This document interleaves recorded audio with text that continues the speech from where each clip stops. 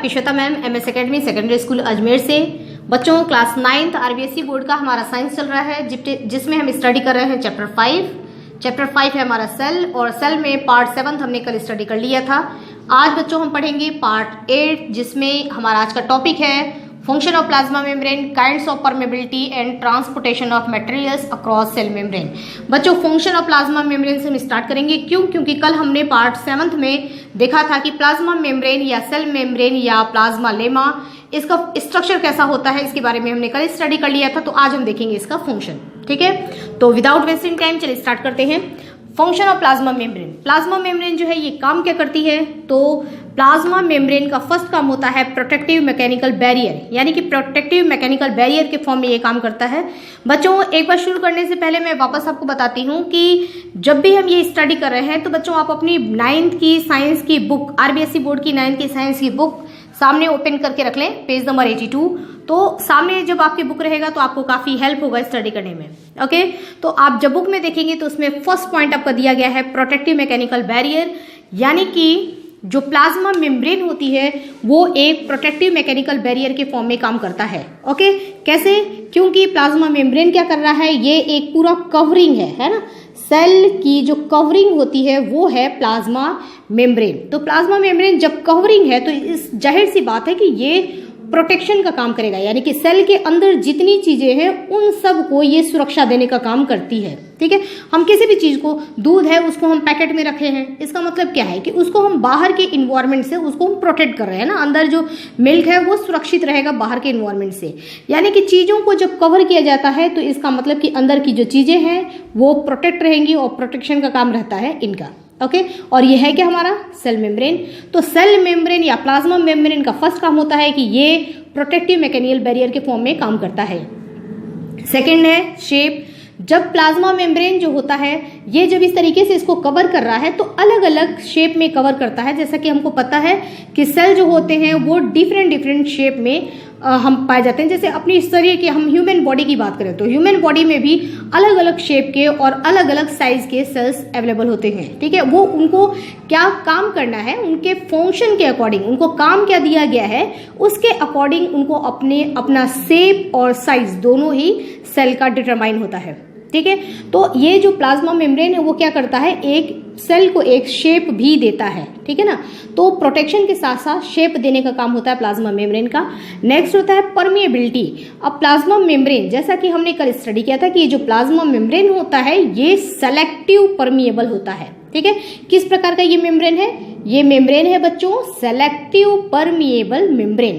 Selective permeable membrane का मतलब ये होता है कि ये कोई मामूली मेम्ब्रेन नहीं है, ये वो मेम्ब्रेन है जो डिसाइड करता है कि क्या चीज सेल के अंदर जा सकता है और क्या चीज सेल के बाहर आ सकता है, यानी कि क्या चीज इन होगा और क्या चीज आउट होगा।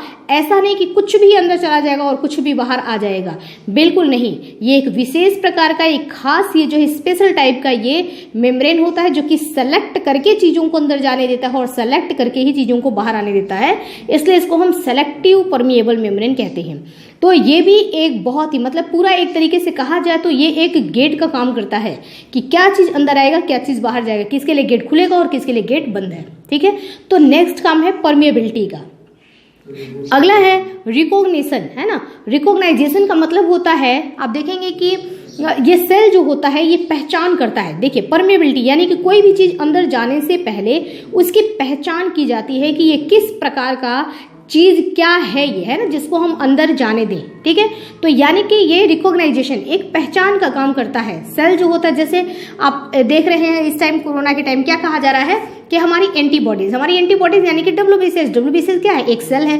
वो सेल पहचान करेगी पहले कि ये जो फॉरेन पार्टिकल्स बॉडी में आ रहा है, जो कोरोना वायरस बॉडी में आ रहा है, हम क्या इसके प्रति तैयार हैं इससे लड़ने के लिए और इसको किल करने के लिए। ठीक है, तो रिकॉग्नाइजेशन यानी उसकी पहचान करना, और वैक्सीन के थ्रू यही कराया जाता है कि वैक्सीनेशन करके हमारे WBCS को पहचान कराई जाएगी कि इस तरीके का अगर कोई फॉरेन पार्टिकल्स बॉडी में आता है तो उसके लिए रेडी रहो और फटाफट उसको किल करो। उसको किल करने के लिए हमारे बॉडी के अंदर तैयारी हो सके, यानी कि एंटीबॉडीज बन सके। ठीक है ना, तो सेल का ये काम होता है। ये जो इसमें जो सेल है, सेल का जो ये हमारा जो प्लाज्मा मेम्ब्रेन है या सेल मेम्ब्रेन है, इसमें कैरियर मॉलिक्यूल्स होते हैं। इनकी वजह से इसमें रिकॉग्नाइजेशन की कैपेसिटी होती है, यानी कि ये सेल पहचान भी कर सकता है किसी भी चीज का।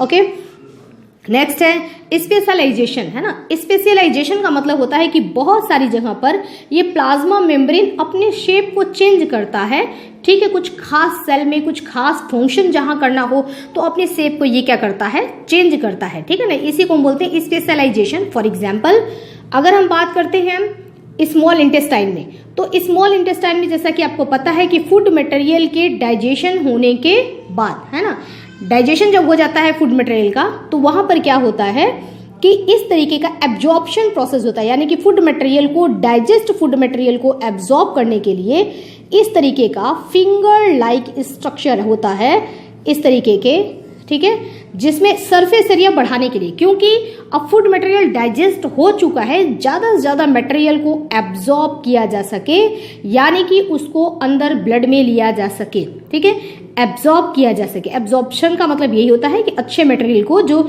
हमारे लिए हम खाना क्यों खा रहे हैं, अच्छे न्यूट्रिएंट्स के लिए, तो जो डाइजेस्ट होने के बाद जो अच्छे न्यूट्रिएंट्स हैं उनको ज्यादा से ज्यादा ब्लड में लिया जा सके, ठीक है।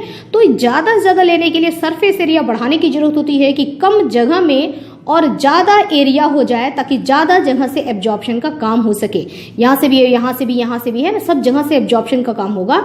तो यहाँ पर आप देख लें कि ये प्लाज्मा मेम्ब्रेन जो है उसने ही क्या किया, अपने साइज को, है ना, अपने शेप को यहाँ पर चेंज किया है। कुछ इस तरीके से प्लाज्मा मेम्ब्रेन हो जाता है, ठीक है, स्मॉल इंटेस्टाइन के सेल्स का, ताकि, और ये क्या बनाता है, इसको बोलते हैं विलाई, ठीक है, विलाई ये बनाता है। विलाई बना करके ये क्या कर रहा है, सरफेस एरिया बढ़ा रहा है, ताकि यहाँ पर एब्जॉर्प्शन का काम हो सकता है, ठीक है ना। तो इस तरीके से जहां भी जरूरत पड़ती है कुछ स्पेशल फंक्शन की, तो ये प्लाज्मा मेम्ब्रेन क्या करता है, वहां पर अपने शेप को चेंज करके उस स्पेशल फंक्शन को परफॉर्म करता है, ठीक है। नेक्स्ट है एंडोसाइटोसिस। ये बच्चों एंडोसाइटोसिस का जो फंक्शन है, ये एंडोसाइटोसिस का फंक्शन हमने कहाँ देखा है, ये फंक्शन बच्चों हमने देखा है अमीबा में, ठीक है। अमीबा में आपने देखा कि अमीबा क्या करता है, अमीबा क्या होता है कि यूनिसेलुलर ये ऑर्गेनिज्म होता है, ठीक है ना, यूनिसेलुलर है, यानी कि एक सेल का बना हुआ है। जब इसको फूड मटेरियल खाना होता है, यहाँ पर फूड मटेरियल है, तो ये क्या करता है कि अपने चारों तरफ ये सीडोपोडिया बनाता है, यानी कि अपने इसी को, यानी कि ये क्या है हमारा सेल मेम्ब्रेन इस अमीबा का, तो सेल मेम्ब्रेन को ही इस तरीके के शेप में ये चेंज करता है, और धीरे धीरे करते हुए इसको आगे बढ़ाते हुए फूड मटेरियल को क्या करता है, अपने अंदर ले लेता है, ठीक है ना। फूड मटेरियल अब चला गया इसके अंदर, तो सीडोपोडिया बनाते हुए ये फूड मटेरियल को क्या कर लेता है, अपने अंदर ले लेता है। तो इस तरीके से यहाँ पर प्लाज्मा मेम्ब्रेन यहाँ पर एक और फंक्शन परफॉर्म कर रहा है, वो क्या है, एंडोसाइटोसिस, यानी कि चीजों को सेल के अंदर लेना, किसी भी चीज को सेल के अंदर लेना, ठीक है ना। ये अमीबा का मैंने आपको बताया। तो अमीबा का जो इनटेक होता है, यानी कि फूड इंजेशन जो होता है, वो फूड मटेरियल को लेना, इंजेक्शन जो है फूड मटेरियल को खाना, टेक करना, ये काम भी, यानी कि एंडोसाइटोसिस का प्रोसेस हुआ। ये काम कौन कर रहा है यहाँ पर, सेल मेम्ब्रेन या प्लाज्मा मेम्ब्रेन। जिस तरीके से एंडोसाइटोसिस का काम होता है, ठीक उसी तरीके से एक्सोसाइटोसिस का भी काम होता है, यानी कि जिस तरीके से इसने खाना को लिया सीडोपोडिया बना करके कवर करके, उसी तरीके से वहां से हटते हुए, और एक्सोसाइटोसिस भी होता है, यानी कि जो अनडाइजेस्टेड फूड मटेरियल है, जिसको इनको बॉडी से बाहर निकालना है, उसको ये बॉडी से बाहर निकाल देते हैं, यानी कि एक्सोसाइटोसिस। इन सभी प्रोसेस में, जितने भी हमने ये यहाँ पे प्रोसेस देखे हैं, इन सभी प्रोसेस में रोल किसका है, प्लाज्मा मेम्ब्रेन का, ठीक है। यहाँ पर काम कौन कर रहा है बच्चों, यहाँ पर काम कर रहा है हमारा प्लाज्मा मेम्ब्रेन, ठीक है। तो ये बच्चों हमारा होता है प्लाज्मा मेम्ब्रेन का फंक्शन। ये हमने देखा फंक्शन ऑफ प्लाज्मा मेम्ब्रेन। ये हमारा आज का ये फर्स्ट टॉपिक जो था, प्लाज्मा मेम्ब्रेन कैसा होता है देखने में, स्ट्रक्चर कैसा होता है, ये हमने 7th वीडियो में पढ़ा है। वहां के बाद आज हमारा ये हो गया कि इसका फंक्शन क्या क्या होता है, काम ये क्या क्या करता है। तो बहुत सारे इसके काम होते हैं, आपके 9th स्टैंडर्ड के अकॉर्डिंग जितना दिया हुआ था मैंने आपको बता दिया। नेक्स्ट बच्चों हमारा यहाँ पे फंक्शन है kinds of permeability. Kinds of permeability यानी कि कोई भी मेम्ब्रेन जो होती है, जैसा कि अभी आपने देखा कि प्लाज्मा मेम्ब्रेन को मैंने बताया कि बहुत ही स्पेशल टाइप का मेम्ब्रेन होता है, इसको हम सेलेक्टिव परमिएबल कहते हैं, ठीक है, क्योंकि ये सेलेक्ट करके कुछ चीजों को अंदर जाने देता है और सेलेक्ट करके ही चीजों को बाहर आने देता है। ओके, तो इस तरीके से परमिएबिलिटी के अकॉर्डिंग क्या चीज आ सकता है, क्या नहीं आ सकता है, ठीक है, ये इसके पार निकल सकता है, नहीं निकल सकता, इन सब चीजों के अकॉर्डिंग परमिएबिलिटी को डिवाइड किया गया है 4 टाइप्स में, ठीक है। तो काइंड्स ऑफ परमेबिलिटी हम देखेंगे तो इसमें हमारा फर्स्ट इसको काइंड्स यानी कि कितने टाइप्स में डिवाइड किया गया है, तो 4 टाइप्स में डिवाइड किया गया है, जिसमें हमारा फर्स्ट है, हम देखेंगे परमिएबल,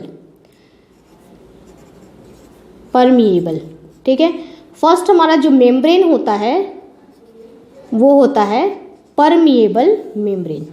ओके बच्चों, परमिएबल मेम्ब्रेन क्या होता है? परमिएबल मेम्ब्रेन वो मेम्ब्रेन होता है, जैसे प्लाज्मा मेम्ब्रेन था ना, उसी हिसाब से आप देखिए मेम्ब्रेन, ठीक है। तो परमिएबल मेम्ब्रेन वो मेम्ब्रेन होता है, ये मान लीजिए कि परमिएबल मेम्ब्रेन है, तो एक ऐसा मेम्ब्रेन जिससे हो करके, है ना, सॉल्यूट के मॉलिक्यूल्स और सॉल्वेंट के मॉलिक्यूल्स दोनों ही जिससे होकर के बाहर निकल जाते हैं, उस पार निकल जाते हैं, उसको हम कहते हैं परमिएबल मेम्ब्रेन, ठीक है। सॉल्यूट और सॉल्वेंट क्या होता है?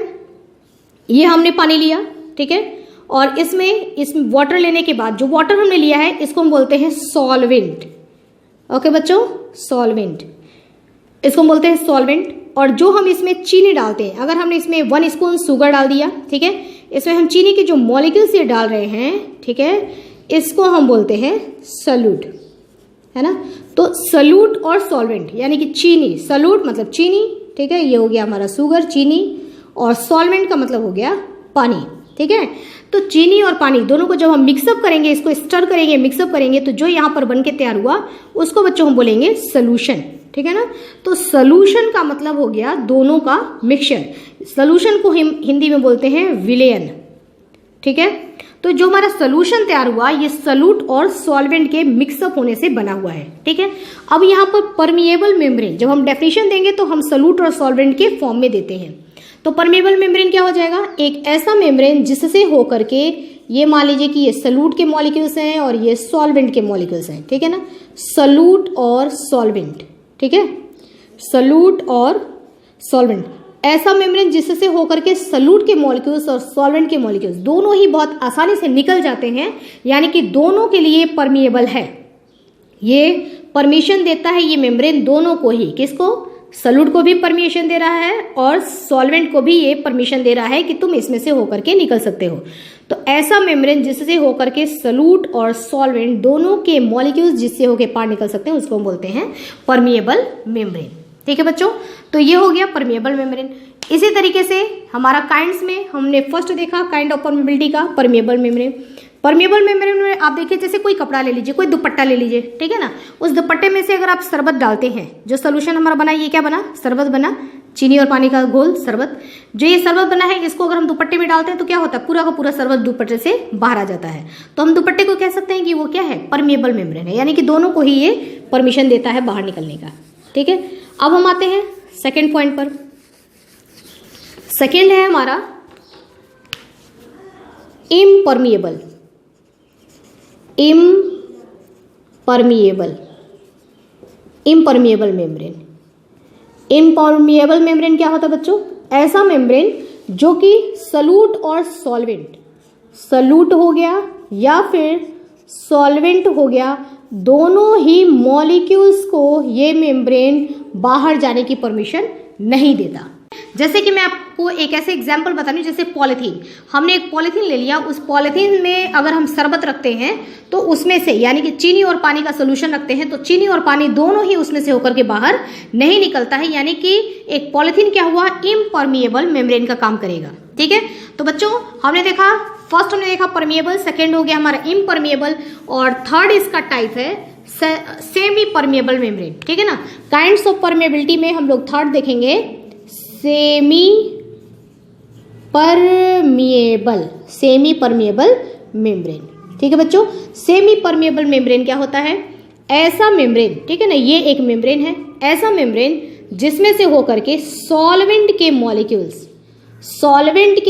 जिसमें से होकर के जा सकते हैं, लेकिन जिसमें से होकर सॉल्यूट के मॉलिक्यूल्स नहीं जा सकते, ठीक है, इनके लिए परमिशन नहीं होता है, ठीक है ना। सॉल्वेंट यानी कि चीनी और पानी की अगर बात करें तो वाटर जो है, पानी जो है वो इसमें से होकर के निकल जाएगा, लेकिन चीनी वो नहीं जा पाएगा। तो ऐसा मेम्ब्रेन जिससे होकर के सॉल्वेंट निकल जाता है लेकिन सॉल्यूट नहीं निकल पाता, ऐसे मेम्ब्रेन को हम बोलते हैं सेमी परमिएबल मेम्ब्रेन। इस तरीके तरीके का मेम्ब्रेन जनरली ऐसे मतलब डेली के यूज में हम नहीं देते हैं, ठीक है ना। आप लैब में ये देख सकते हैं सेमी परमेबल मेम्ब्रेन। तो बच्चों थर्ड हो गया हमारा सेमी परमेबल मेम्ब्रेन और फोर्थ होता है हमारा सेलेक्टिव परमेबल मेम्ब्रेन।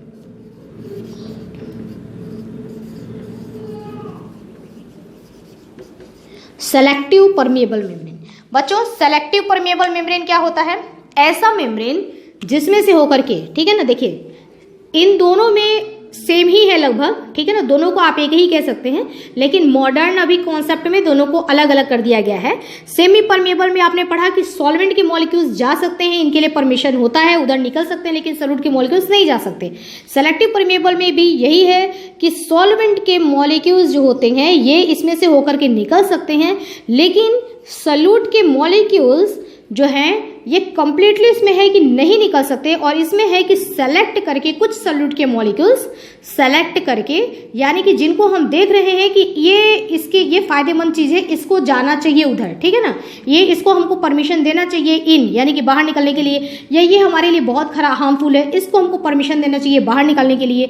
तो जिसमें इन और आउट किया जा सकता है सॉल्यूट के मॉलिक्यूल को सेलेक्ट करके, यानी कि सबके लिए नहीं, कुछ सेलेक्ट जो होंगे उनको सॉल्यूट के मॉलिक्यूल्स को इन और आउट किया जा सकता है। ऐसा जो मेम्ब्रेन होगा इसको बोलेंगे सेलेक्टिव परमेबल मेम्ब्रेन। ओके, तो आपने देखा फंक्शन ऑफ प्लाज्मा मेम्ब्रेन हमने स्टडी कर लिया और काइंड ऑफ परमेबिलिटी हमने स्टडी कर लिया। ओके, अब हमारा नेक्स्ट टॉपिक है टॉपिक थर्ड, कह रहा है transportation of materials across cell membrane. Okay, यानी कि इस सेल जो हमारा ये होता है, इस सेल मेम्ब्रेन में जो चीजें ट्रांसपोर्टेशन होता है, यानी कि चीजें यहाँ आती हैं या फिर यहाँ से चीजें बाहर निकलती हैं, मटेरियल्स अंदर आ रहा है, मटेरियल्स बाहर जा रहा है, जो इसका ट्रांसपोर्टेशन हो रहा है सेल मेम्ब्रेन के द्वारा, उसका क्या क्या मेथड है ना, किस किस प्रोसेस से होकर के ये होता है।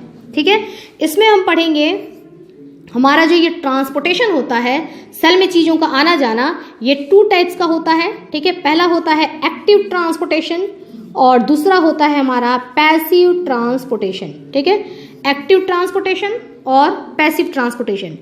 एक्टिव ट्रांसपोर्टेशन वो हुआ जिसमें कि चीज़ों को, मटेरियल्स को अंदर लाने या बाहर भेजने में एनर्जी खर्च होती है। ठीक है, एनर्जी, जिसमें कि सेल को अपनी एनर्जी, अपनी ऊर्जा लगा करके, एनर्जी दे करके और मटेरियल का ट्रांसपोर्टेशन करना पड़े, इसको हम बोलेंगे एक्टिव ट्रांसपोर्टेशन। कि ये एक्टिव ट्रांसपोर्टेशन चल रहा है। बहुत जगह पे ऐसा होता है कि जो नॉर्मली नहीं हो पाता है और जरूरी है ना, नॉर्मली अपने आप नहीं आ जा रहा है और ज़रूरी है उसको बाहर भेजना, तो वहाँ पर एनर्जी लगा करके, इसको जो है पुश करके, एनर्जी लगा करके और ये ट्रांसपोर्टेशन किया जाता है। तो इसमें काफ़ी एनर्जी खर्च होता है और इस तरीके के ट्रांसपोर्टेशन को बोलेंगे एक्टिव ट्रांसपोर्टेशन। और दूसरा होता है पैसिव ट्रांसपोर्टेशन। पैसिव ट्रांसपोर्टेशन जो है एक ऑटोमेटिक प्रोसेस है, आप देखेंगे अभी ऑटोमेटिक प्रोसेस है, ये नॉर्मली अपने आप ही होता है और इसमें एनर्जी खर्च नहीं होता। ठीक है, तो पैसिव ट्रांसपोर्टेशन नॉर्मली चलता रहता है, ज़्यादातर ट्रांसपोर्टेशन जो वो पैसिव ही होता है, ऑटोमेटिकली अपने आप होता जाएगा। और एक्टिव ट्रांसपोर्टेशन वो होगा जहाँ ज़रूरत होगी तो वहाँ पर ये काम करना जरूरी होगा, तो एनर्जी खर्च करके जो ट्रांसपोर्टेशन होता है उसको हम कहते हैं एक्टिव ट्रांसपोर्टेशन। ओके बच्चों, अब हम इसमें पैसिव ट्रांसपोर्टेशन को हम पहले पढ़ेंगे और पैसिव ट्रांसपोर्टेशन में हमारा फर्स्ट टॉपिक है पैसिव ट्रांसपोर्टेशन, यानी कि बिना एनर्जी लॉस किए हुए जो ट्रांसपोर्टेशन हो रहा है उसमें हमारा फर्स्ट टॉपिक है डिफ्यूजन। ठीक है, डिफ्यूजन बहुत ही इंपॉर्टेंट टॉपिक है और इसका एग्जाम्पल घर में ही हम देखेंगे, जैसे कि स्प्रे, ठीक है ना, परफ्यूम लगाया है ना तो पूरे घर में खुशबू फैल जाती है, उसकी फ्रेग्रेंस फैल जाती है। पाउडर लिया तो उसका भी खुशबू जो है वो पूरे घर में फैल जाता है, या खाने की खुशबू, अरोमा, ठीक है ना, ये सब चीज़ों का खुशबू का फैल जाना, या चीनी का घुल जाना, ठीक है ना, पानी में, ये सारा प्रोसेस जो होता है ये डिफ्यूजन होता है। ठीक है, हम लोग इसके बारे में डिटेल में बेटा नेक्स्ट वीडियो में पढ़ेंगे। ओके, तो इसमें जो हमारा पैसिव ट्रांसपोर्टेशन है उसमें हम पढ़ेंगे डिफ्यूजन के बारे में, उसके बाद हम पढ़ेंगे ऑस्मोसिस के बारे में। दोनों ही बहुत ही शानदार टॉपिक है और एग्जाम में एकदम पूछा जाता है। ठीक है ना, कि डिफ्यूजन क्या होता है इसको बताइए, अलग से पूछा जाएगा आपको डिफ्यूजन के बारे में। ऑस्मोसिस क्या होता है, ऑस्मोसिस के टाइप्स कितने होते हैं, है ना, 2 टाइप्स के, एक्सोस्मोसिस के बारे में पढ़ेंगे, एंडोस्मोसिस के बारे में पढ़ेंगे। उसके साथ ही हम 3 तरीके की सोल्यूशन पढ़ेंगे, hypertonic solution, hypotonic solution, isotonic solution, ठीक है। तो ये सारा टॉपिक्स बेटा हम लोग जो थर्ड में हमारा ये जो टॉपिक है ये हम पढ़ेंगे नेक्स्ट वीडियो में, ठीक है बच्चों। तो आज के लिए इतना ही, सभी बच्चे स्टडी करते रहिए। और बच्चों आप लोग का 9th का ये कोर्स मैं कोशिश करूंगी कि धीरे धीरे धीरे करके अच्छी तरीके से समझाते हुए ख़त्म करूं। तो अभी तो हमारे ये सेल चैप्टर चल रहा है, साथ में नहीं 10th का भी हमारा एक चैप्टर चल रहा है पीरियोडिक क्लासिफिकेशन, ठीक है। तो 10th का पीरियोडिक क्लासिफिकेशन और 9th का ये सेल, दोनों चैप्टर मैं साथ ही लेकर के चल रही हूँ। तो दोनों ही अभी कोशिश करूंगी कि जल्दी जल्दी खत्म कर दूं, ठीक है बच्चों। तो स्टडी करते रहिए। Okay students, have nice